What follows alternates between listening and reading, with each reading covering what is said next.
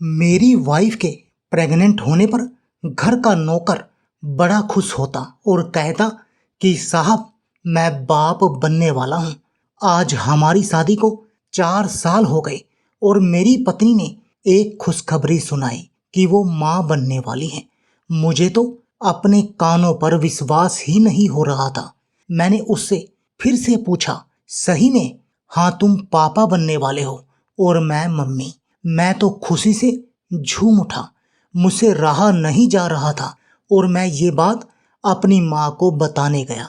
देखा कि वो किसी से फोन पर बात कर रही है और मुझे देखते ही फोन रख दिया और कहने लगी कि अच्छा हुआ तुम यहाँ आ गए।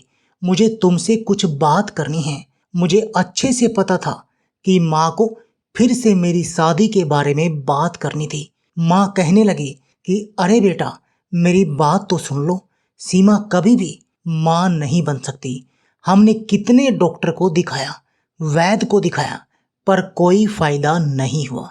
मेरी मानो तो तुम दूसरी शादी कर लो। भगवान के पास जाने से पहले मुझे मेरे पोते पोतियों का मुंह तो दिखा दो। ऐसा कहते हुए मेरे हाथ में 2 लड़कियों की फोटो रखती है और कहने लगी कि इनमें से कोई भी पसंद कर, बाकी सब मैं देख लूंगी। माँ, ये सब रहने दो, मुझे तुम्हें कुछ बताना है। हाँ बोलो। माँ, तुम दादी बनने वाली हो। तुम्हें दूसरी शादी ना करनी पड़े इसलिए तुम मुझसे झूठ बोल रहे हो ना? अरे नहीं माँ, सीमा ने मुझे खुद ही ये बात बताई है। अगर यह सच है तो बहुत अच्छी बात है। भगवान ने मेरी सुन ली। जा, भगवान के आगे जा और उनका शुक्रिया कर। मैंने भगवान के आगे हाथ जोड़कर उन्हें धन्यवाद किया और ऑफिस जाने के लिए निकल ही रहा था कि तभी मैंने देखा कि हमारा नौकर आज पेड़ों में पानी दे रहा था और बड़ा खुश नजर आ रहा था। मैं उसके पास गया और पूछा कि क्या बात है, आज बड़े खुश नजर आ रहे हो? हाँ साहब, मैं बाप बनने वाला हूँ। क्या? तुम्हारी तो इतनी उम्र भी नहीं लगती कि तुम्हारी शादी हो। नहीं साहब, हमारे यहाँ बच्चों की जल्दी शादी कर देते हैं। चलो अच्छा है। और मैं यह कहकर ऑफिस के लिए निकल गया। सीमा की ये खुशखबरी सुनकर मैं आज दिन भर ऑफिस में बहुत खुश था। शाम को जब घर आया तो मैंने सीमा से कहा कि सीमा, अपना नौकर राजू भी बाप बनने वाला है। ये सुनकर सीमा के चेहरे का रंग उड़ गया था। क्या हुआ, ऐसी चिंता में क्यों लग रही हो? वो झिझकते हुए बोली, कुछ नहीं, मैं बस इतना ही सोच रही थी कि इतनी कम उम्र में वो कैसे बाप बन सकता है। अरे मैंने भी यही सवाल किया।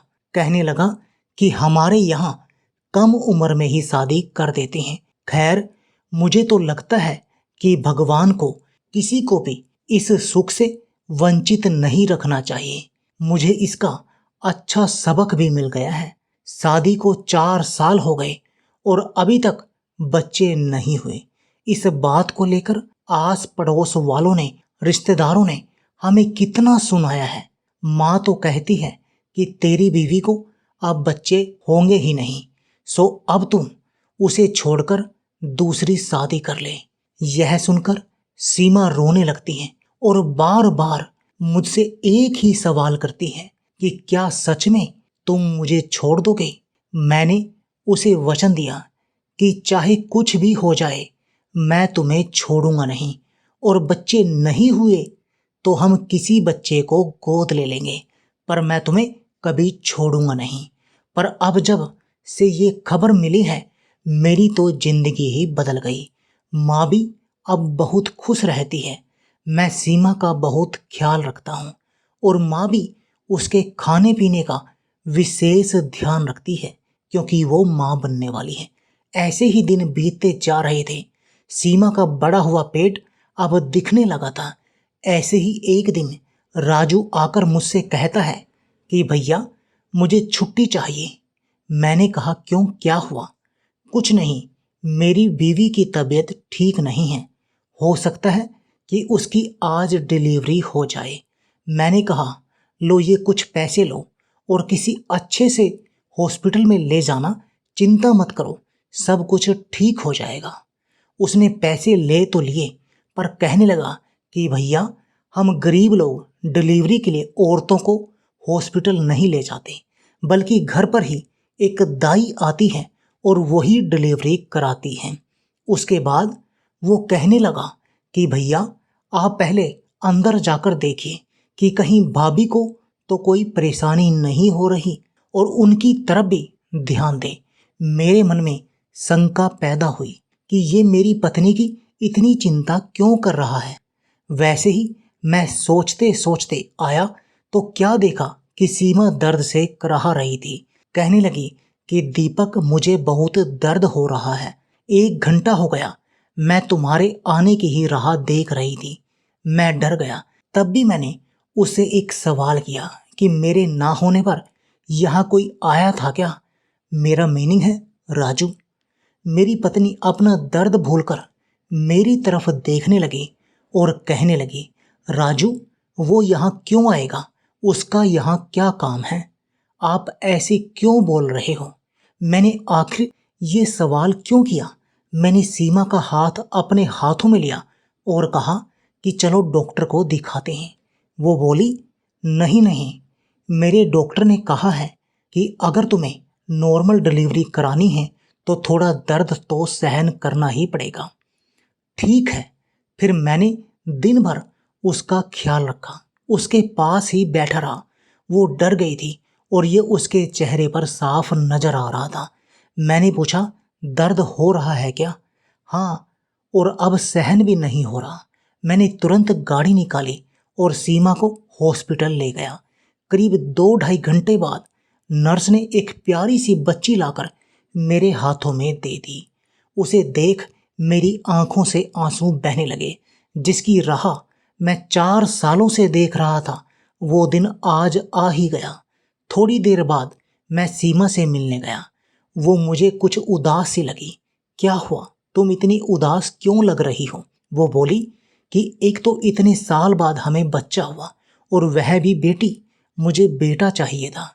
मैंने कहा, पागल हो क्या तुम। मैंने कहा, लड़का होना या लड़की होना ये हमारे हाथ में नहीं है, और मेरे लिए तो इतना ही काफ़ी है कि भगवान ने हमारी सुन ली। पर वो जैसे मानने को तैयार ही नहीं थी। वो कहने लगी कि माँ जी, आप फिर से आपकी दूसरी शादी के बारे में कहने लगेंगी।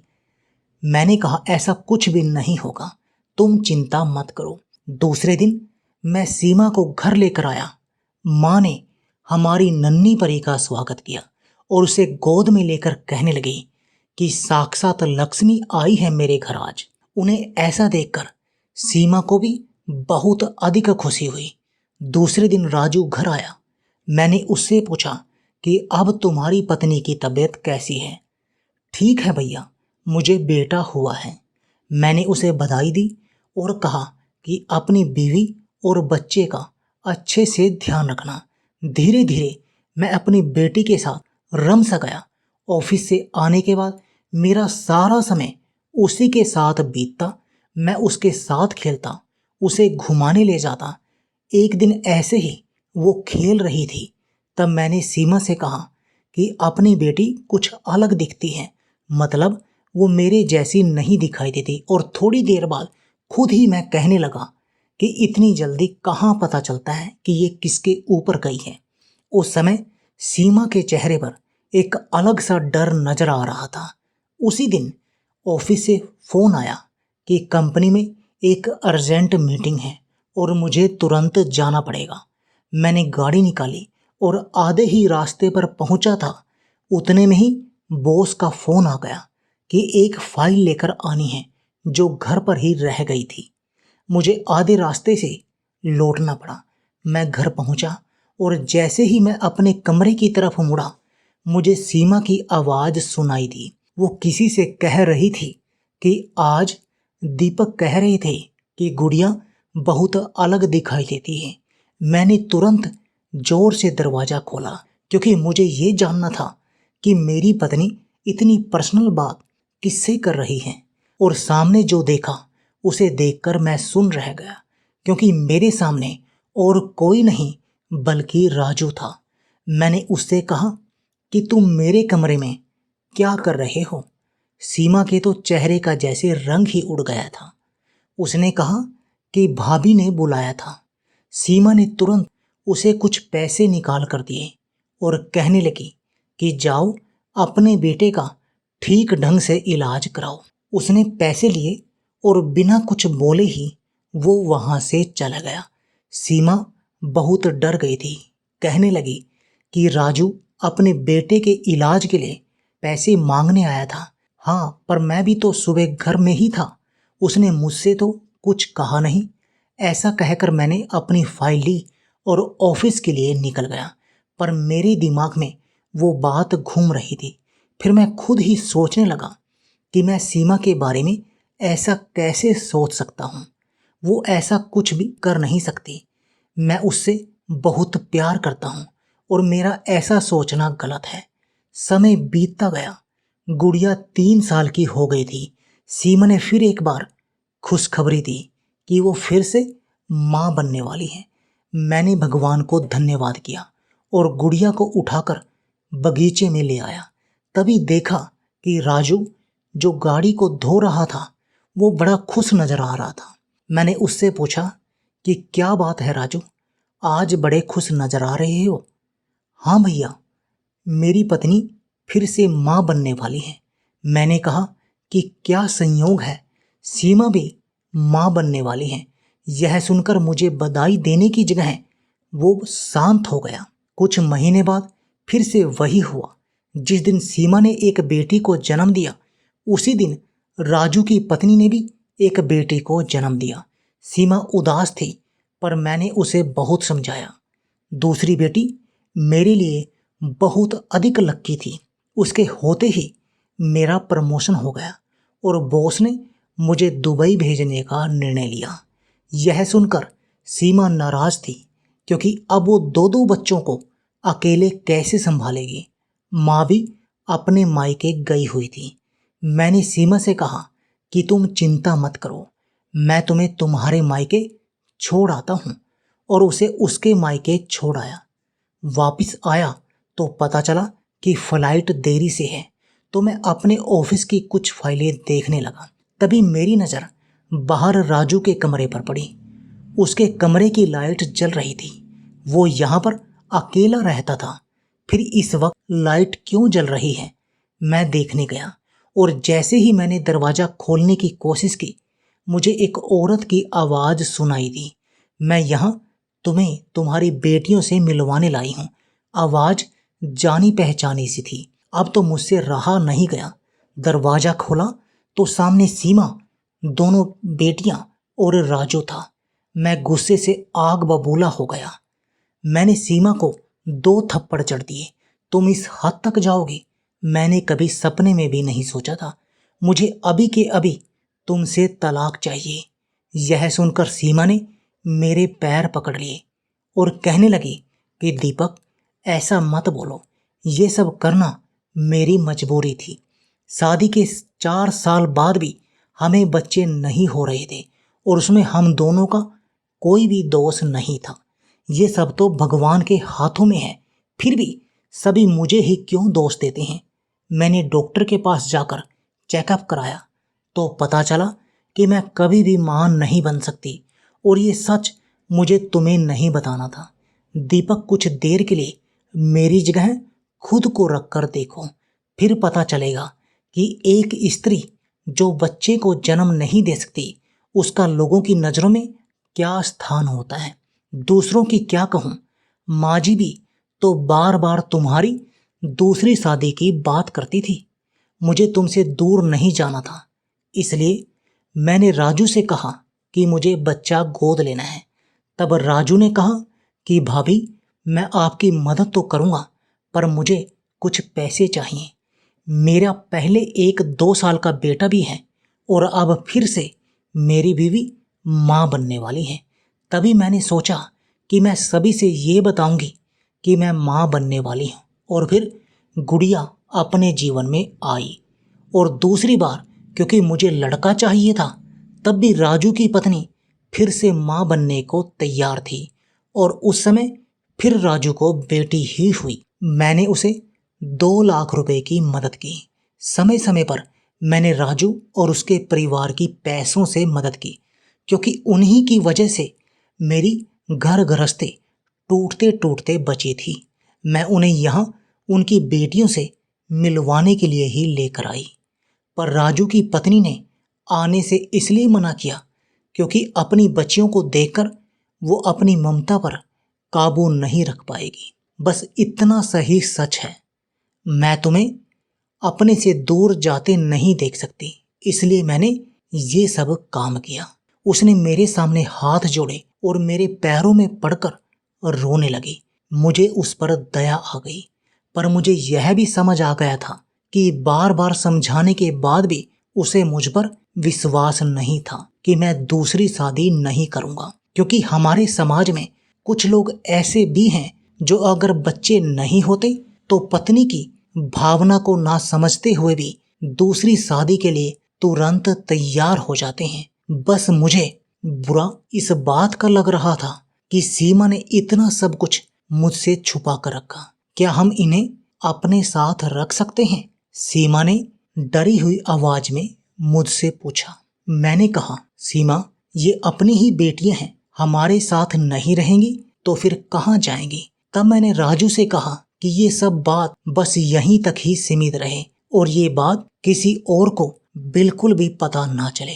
राजू ने भी मुझे वचन दिया कि वो कभी भी किसी को भी कुछ भी नहीं बताएगा। मैं, सीमा और अपनी बच्चियों को लेकर अपने कमरे में आ गया और अब मैं माँ, सीमा और अपनी दोनों बेटियों के साथ खुशी से दुबई में रह रहा हूँ। तो दोस्तों, इस कहानी के बारे में आपकी क्या राय है? आप हमें कमेंट करके जरूर बताएं। दोस्तों, आपको हमारी ये मजेदार कहानी मेरी पत्नी के प्रेग्नेंट होने पर घर का नौकर बड़ा खुश होता और कहता कि साहब, मैं बाप बनने वाला हूँ, कैसी लगी? आप हमें कमेंट बॉक्स में जरूर बताएं। यदि आपके पास भी ऐसी कोई प्यारी सी कहानी है या फिर ऐसी कोई कहानी है जिससे हमें कुछ शिक्षा मिले, तो आप उसको हमारे साथ जरूर शेयर करें।